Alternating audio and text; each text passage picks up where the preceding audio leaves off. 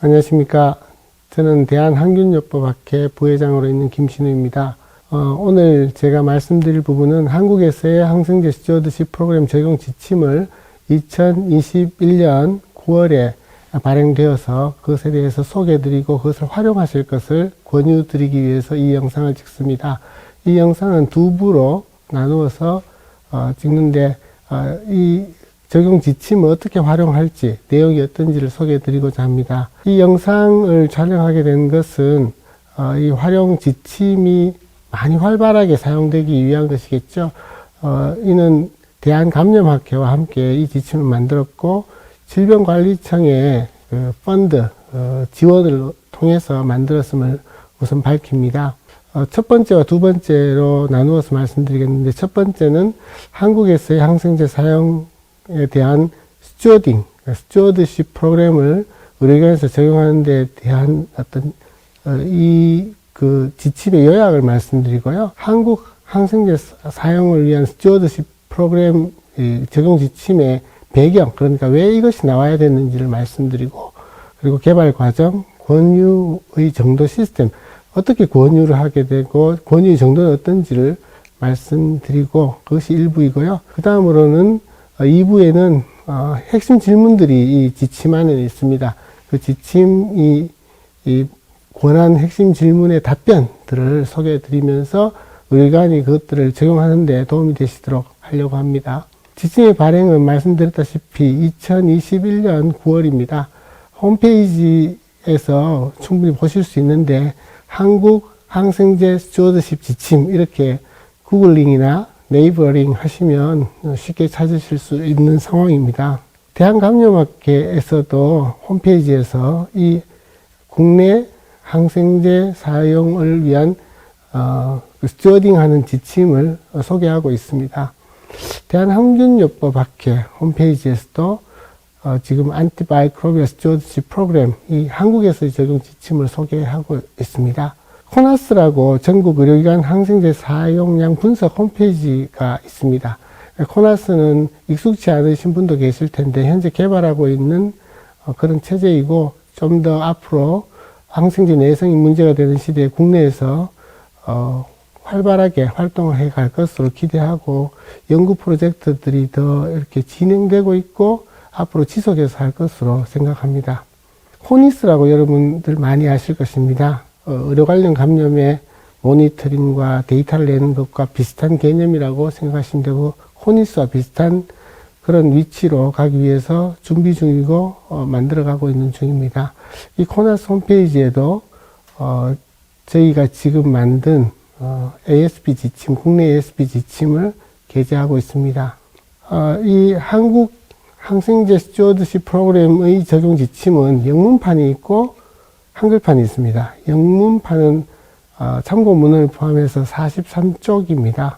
43쪽은 굉장히 많죠. 그래서 이 많은 부분을 다 이렇게 하나하나 읽어보실 수는 없는 경우도 많으니까 한글판이 있고요. 한글판은 41쪽을 가지고 있는데, 그 중에서 오늘 그 41쪽에 해당하는 한글판 항생제 스튜어드십 프로그램 적용 지침을 소개해 드리면서 쉽게 요약 드리고자 합니다. 한국 안티마이크로비아 스튜어드십 프로그램 적용 지침은 서술의 형식이 보시는 바와 같이 질문을 하고, 핵심 질문이라고 합니다. 그리고 핵심 질문에 대한 권유가 박스 안에 들어 있습니다. 그 박스 안에 들어 있는 것의 근거들을 이렇게 나열하는 형태로 되어 있습니다. 그 내용을 핵심 질문과 박스 안에 들어있는 권유를 중심으로 말씀드리게 되겠습니다. 우선 이 항생제를 스튜어딩하는 프로그램을 의료기관에 적용할 때 지침을 만들었는데, 이것에 대해서 요약을 하면 국내 의료 환경의 특성을 반영한, 그러니까 외국에서의, 특히 미국에서의 지침이 있고 일부 나라에서 지침들을 개발했습니다. 그런데 의료 현장, 현재의 국내에서의 의료 현장에 대해서 적용할 수 있는 지침을 개발할 필요성이 있었고, 그것에 대해서 개발되었고요.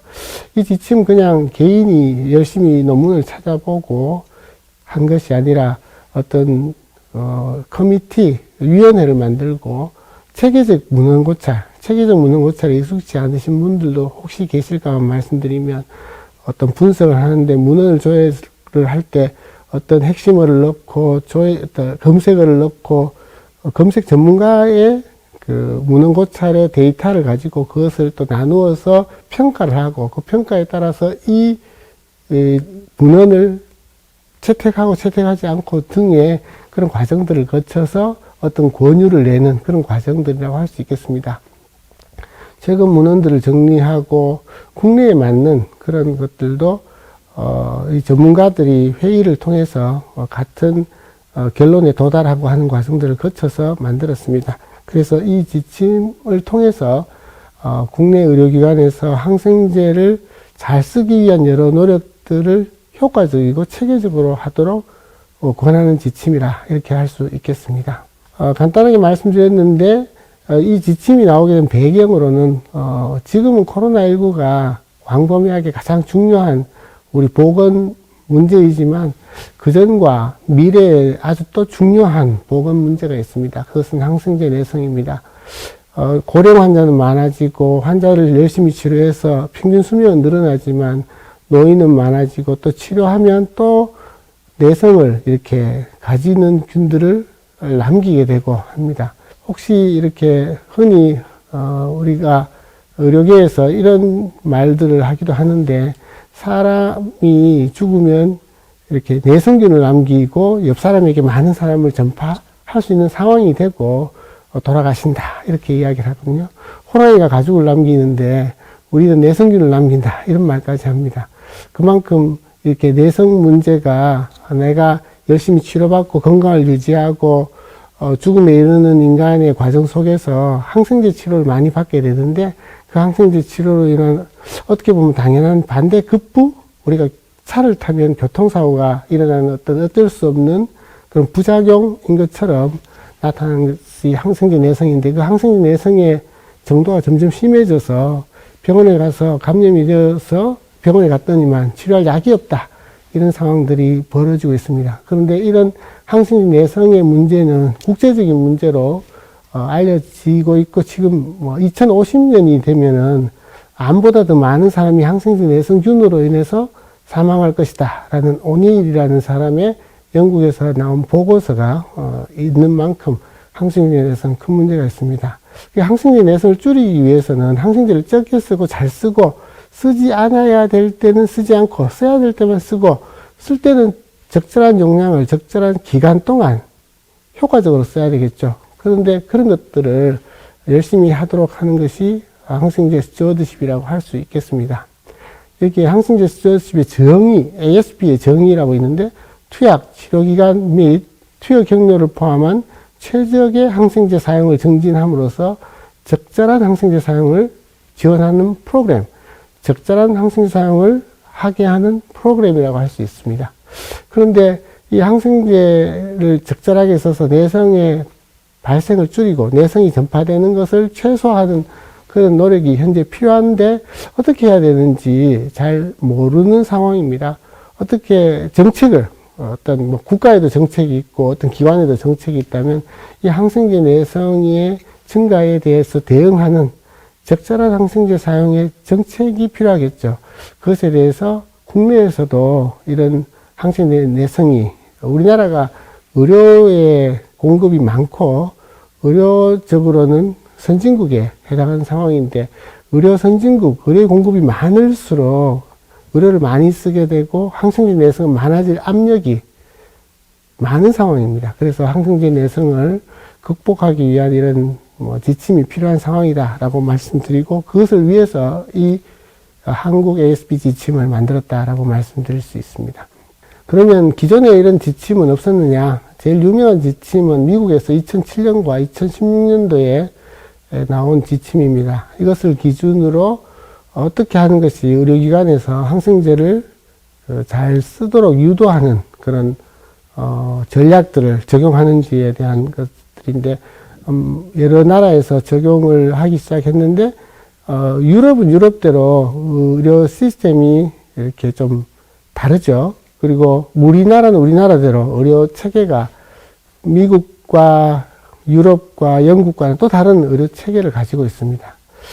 일본과도 조금은 다른 그런 의료 체계를 가지고 있는데 각 나라마다 이것은 뭐 과학의 영역에서 좀 더 이렇게 정책적인 영역하고 어우러져서 어떻게 하는 것이 최선의 결과를 낼 것인가에 대해서 조금 다르죠. 그래서 이것을 적용하는 근거를 그럼에도 불구하고 과학적인 데이터를 가지고 우리나라에서는 또 내 의료기관에서는 어떻게 적용할지를 가이드하는 목적이라고 할 수 있습니다. 항생제를 제대로 쓰는 이런 프로그램을 적용하는 ASP를 적용하면 임상적으로 환자가 나빠지지 않을까 걱정할 수 있습니다. 그러나 임상적으로는 치료 결과가, 예후가 개선되고요. 최근에 그 노인 환자뿐만 아니라 그 반복된 항생제 치료로 인한 부작용 중에서 클로스트리디오이데스, 예전에는 클로스트리디움이라고 했죠.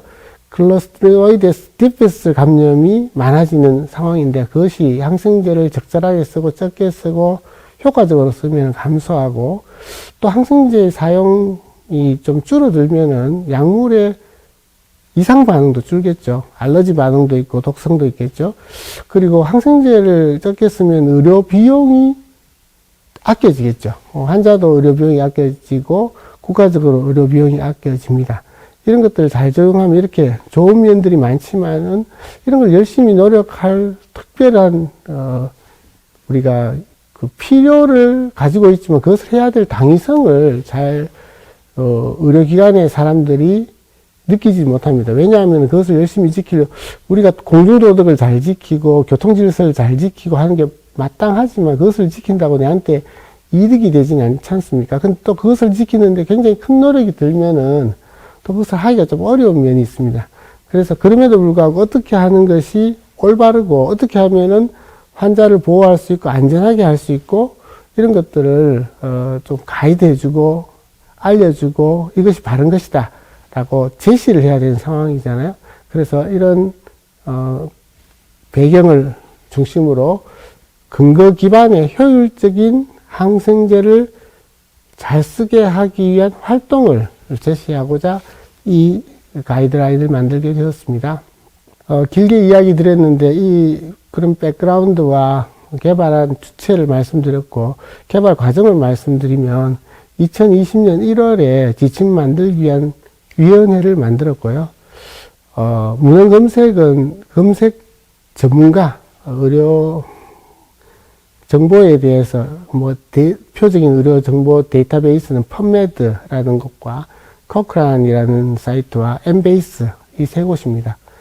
그 외에도 국내 문헌들, 국내에서 발표된 한국어로 된 데이터베이스 등을 검색을 했고 그 검색에 대해서 평가를 하고 그리고 그 검색된 문헌들을 가지고 각 1차적인 그 지침의 그 내용을 적는 사람들이 그 제목과 내용과 초록과 또 안에 본문까지 읽어보고 총 이 논문들을 포함해서 이런 지침을 만들어야 되겠다라고 결정을 하게 되었습니다. 235개의 논문을 사용해서 체계적인 분석을 통해서 어떤 지침의 안을 1차 안을 만들고 그 1차 안에 대해서 토의를 하고 한 과정들을 거치게 되었습니다. 먼저 이런 그 지침을 만들기 위해서는 질문들을 만들어야 되죠. 해보신 분들은 잘 아실 텐데 어떤 지침을 만들 때는 그 질문들을 만들어야 되는데 그 질문들을 만들기 위한 것들의 합의 과정이 필요합니다. 그 질문들을 키 퀘스천 어떤 것들이 우리가 궁금한지에 대한 설정과 합의 도출 과정이 필요한데 9개의 핵심 질문을 명목 집단 기법을 통해서 도출하였습니다.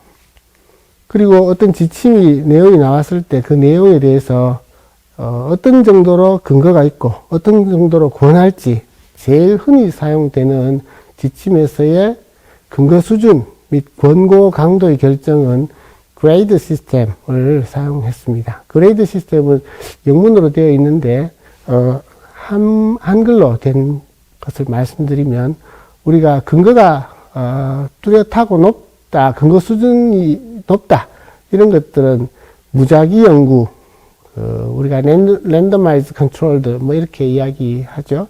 무작위 대조 연구, 그리고 근거가 좀 낮은 경우는 관찰 연구, 항생제 스튜어드십 논문들은 무작위 연구가 좀 되기는 좀 어려운 상황이 많아요.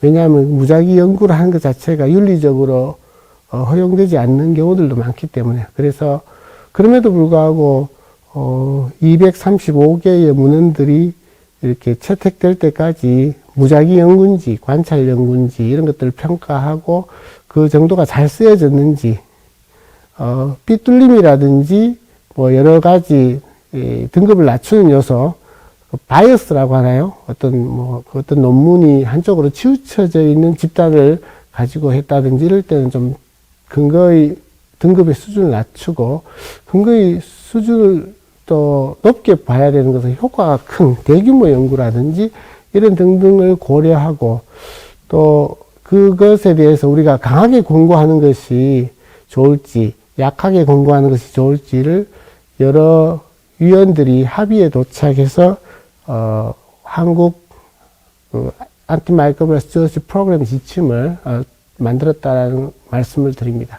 이런 것들을 만들어서 2차 평가를 서로 또 같이 보고 처음 글을 쓴 사람과 평가하고 글을 쓴 사람과 그것에 대해서 2차 피드백 평가를 주는 것과 또 이 최종안을 내부 회의를 통해서 수정 보완하고 또 제3그룹에 그 지침을 주고 평가를 받고 그리고 마지막으로 어떤 학회에 공식적으로 공문을 보내서 이 글에 대해서 동의를 하십니까? 라고 묻게 되죠. 그 과정을 거쳐서 대한항균요법학회, 대한감염학회, 한국병원약사회, 대한의료관련감염관리학회에서 검토와 승인을 받았습니다. 승인을 endorsement라는 전문적인 용어를 쓰는데, 이 글에 대해서 우리가 동의한다, 우리 학회가 좋다고 생각한다, 긍정한다, 뭐 이런 뜻이 되겠습니다. 내 학회의 인도스먼트를 받았음을 말씀드립니다. 마지막으로 핵심 질문 요약을 말씀드립니다.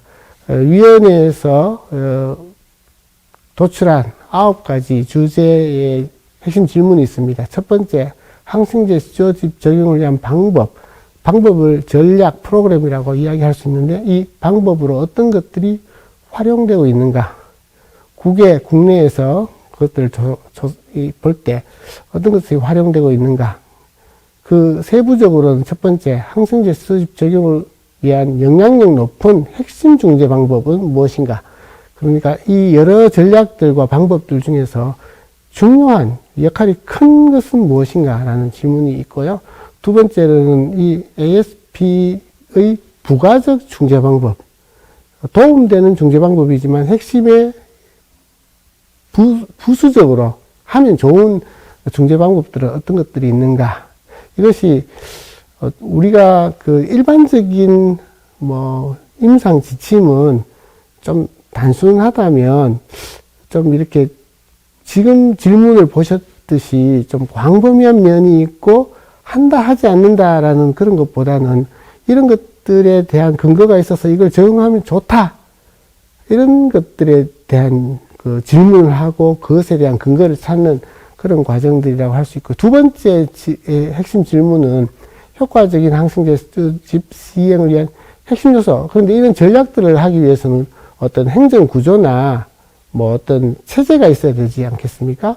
그래서 그 핵심 요소, core elements라고 영어로 표현할 수 있는데, 앞에 첫 번째 질문은 core strategy 또는 supplementary strategy, 이렇게 핵심 전략과 부가 전략이 있다면, 이번에는 그 핵심 전략과 부가 전략을 운영하기 위한 어떤 의료기관에서의 요소들을 core elements라고 할 수 있는데, 그 core elements는 어떤 것이 있는가?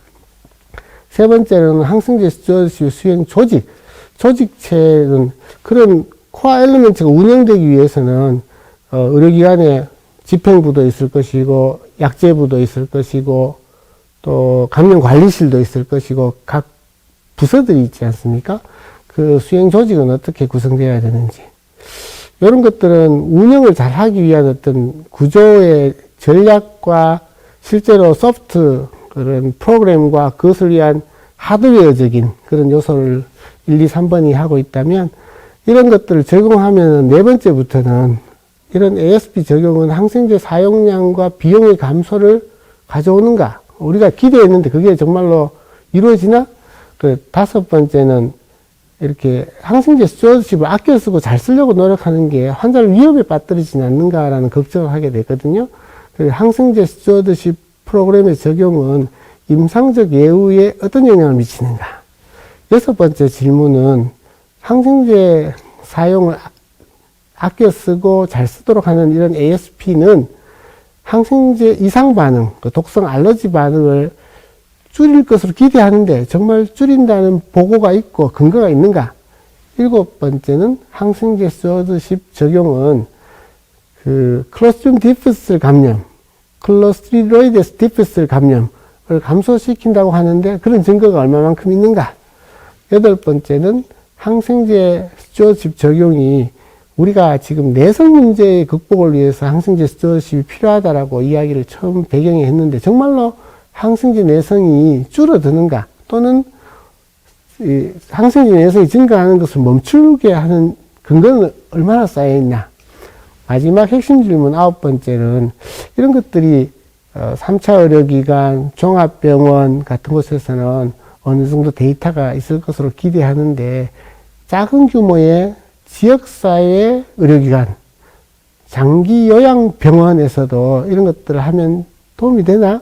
어떻게 하는 것이 우리가 자원이 부족한 그런 곳에서도 할 수 있고 하는 것이 도움이 되는지 요 9가지 핵심 질문을 도출했고 이 핵심 질문에 대한 근거 자료를 찾고 그 근거 자료를 평가하고 그리고 이번에 한글로 된 영문판도 있지만 한글로 된 우리나라에서의 항생제를 제대로 쓰기 위한 이런 권유를 만들게 되었습니다. 2부에서는 요 각 질문 9개에 대해서 좀 더 자세하게 그 지침의 내용들을 가지고 설명드리고자 합니다. 들어주셔서 감사합니다.